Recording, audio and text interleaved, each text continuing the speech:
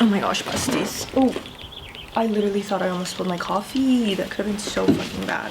Hi YouTube world, it's Mara. Welcome back to my channel, or welcome to my channel if this is the first time watching me. We are on my deck, which surprisingly where I live is a very popular trail for like people to walk their dogs. So if you hear background noise, that's probably it.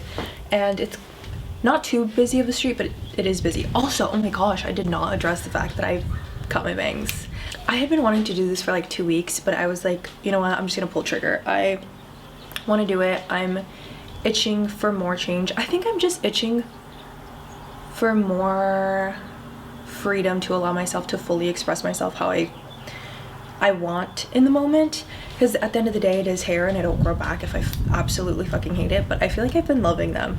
So I don't know how long we'll keep these, but I am loving like allowing myself the freedom to play with my avatar. Anyway, so today's video I feel like calls for Alexa play Slow Burn by Kacey Musgraves.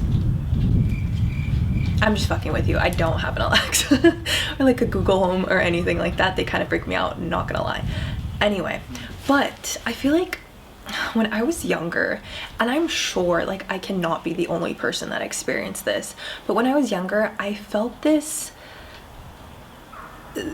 pressure and this sense of like, I'm so behind in life, even though I don't think when you look at like an 18-year-old, do you really expect them to have their life together? Like now that I'm 26, I look at like an 18, 19-year-old and I'm like, yeah, your life kind of is supposed to be a shit show. You have no idea what you're doing. It's like you barely, like, you got thrown into the world without training wheels and you're just kind of like fumbling on and trying to stay up.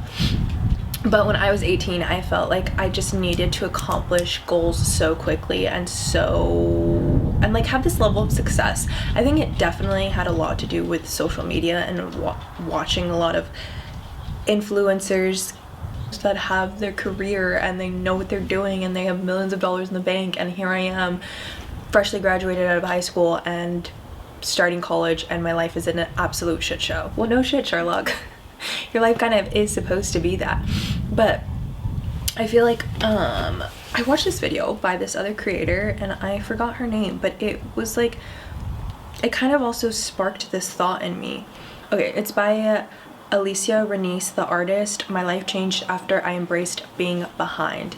And that cannot be more spot on. I cannot stress how right I feel she is with moving away from everyone, and I don't know, maybe just the phase that I am in life. I feel like I have had a lot of acceptance of me realizing I'm exactly where I'm supposed to be, and more than anything, falling in love with the slow burn of life. I think I watched something years ago and it was something along the lines of, why are we racing through life if the finish line is death? And I was like, at the moment I was like, yeah, that's true, but like I didn't think too much of it. I just kind of sat with it and was just like, yeah, I mean, why am I racing life? But I didn't really break down that belief of racing to every next goal. Like honestly, I do think it's moving away and being somewhere that's so secluded, and life kind of does happen really slow out here.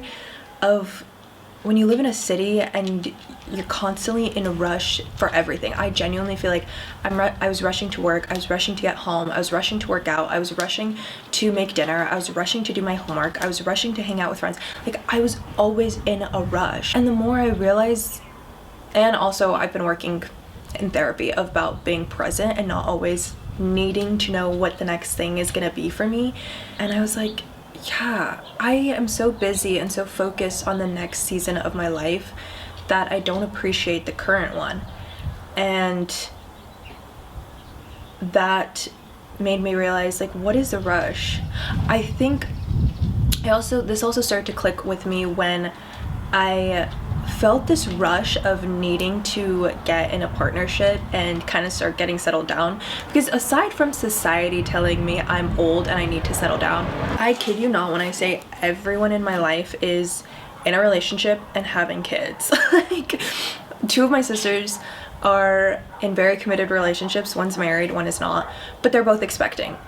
And then one of my family friends, they're also in a relationship and they're expecting.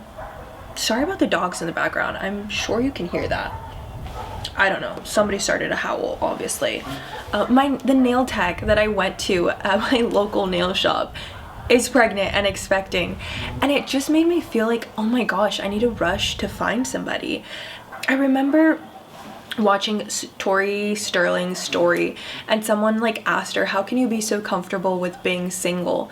And she wrote something along the lines of, this might be the last time I'm ever single in my entire life, because she wants to get married and, you know, have a lifelong partner.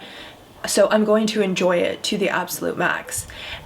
And as someone who has been single my entire life, it can kind of feel just like my normal. Like it kind of does feel like my normal of just being single. But regardless, I feel like I was always itching to run away from being single, and not because I have serious commitment issues, but like I always felt like I hated being single because society was telling me that you can't live a fulfilling life being single, and you can't live a fulfilling life not having kids, and you can't live a fulfilling life just being a single woman. Like, you must be bitter, old, and angry. And I'm like, that's so far from the truth. I feel like I also realized that when I watched a lot of Maddie Drosbeck, and how you can have such a fulfilling life not being partnered up. I'm so sorry. I really hope the dogs are not too distracting. So in that area of my life, I felt like I was rushing. And then in my school area of life, I felt like I was rushing because I'm tired of being a broke college student again in this phase in my life. But this time is kind of different because I'm not working. Sorry, that's my dog Winnie. She's like kind of spinning in circles. Anyway, yeah, so I was like, ugh, I'm tired of being a broke college student. Like, I just want to graduate and be done. And then at the same time, with like all of my creative endeavors, I feel like I've always I've always felt this lack of success and this rush and desire to, honestly, I think, prove to others that I could be successful through my creative endeavors. And it made me want to rush through the entire process of creating anything, of creating a successful YouTube channel. I just wanted the success. I didn't want the journey of creating it. I wanted a successful crochet business. I just want the success of the business. I don't want the process of creating a successful business. So all of that made me realize that I, one, was so outcome focused, and two, I was so focused on the outcome because I thought it would make me actually worthy of having what, but in reality, it truly is backwards. You have to feel worthy of what you have before you're ready to receive more. I feel like the more I start to gain confidence and the more I'm starting to realize of how we're just born worthy. Like, a baby isn't here and immediately starts to question their worth. Like, obviously not. I think we go through a lot of experiences in life that makes us question our worth and our value, and then we have to unlearn that. I started to realize that I was rushing through all of my goals because I thought they would add to my person and add to my worth. And the more I realize of I'm worthy now, and I'm whole now, and I'm valuable right now, it brings so much beauty to the current season of life that I'm in.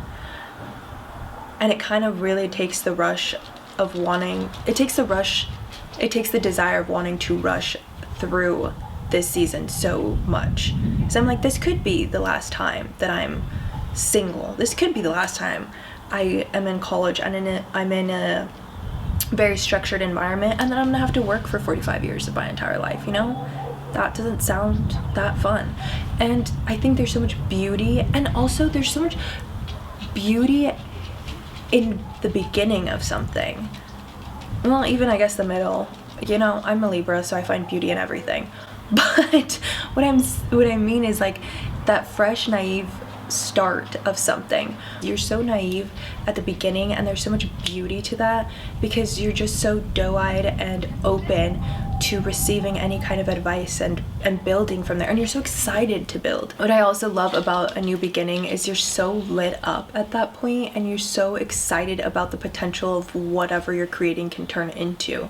One thing that I definitely unpacked in therapy was, as soon as I catch that goal that I've been chasing for a minute, I immediately kind of want to go on to the next thing, and I'm like, okay, what's the next thing?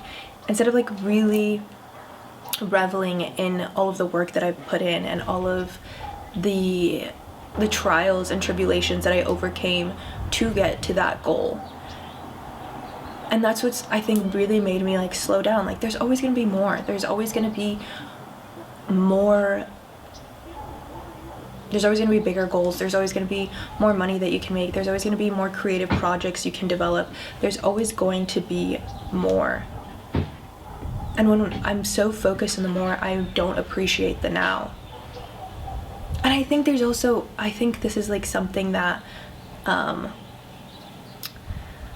maybe was it, I think Alicia that talked about in her video, but that we have began to be so convenienced with obviously people selling these services of DoorDash, Uber Eats, Amazon, which granted, they have created so many jobs and are so helpful. But I feel like life has become so convenient that we miss out on the beauty of being inconvenienced. And like, those are, I think, moments that we take so for granted, but they're so fulfilling. Of just like, one time, let me explain this moment. I had just moved here. I was feeling pretty down because I just missed back home. I went to go to Dunkin's. This is one of my favorite things to do. I love to go on a drive and just listen to music when I'm feeling down. And I was like, okay, let me go get a coffee to make myself feel better. I go to my local Dunkin', which was 30 minutes away, to get a coffee.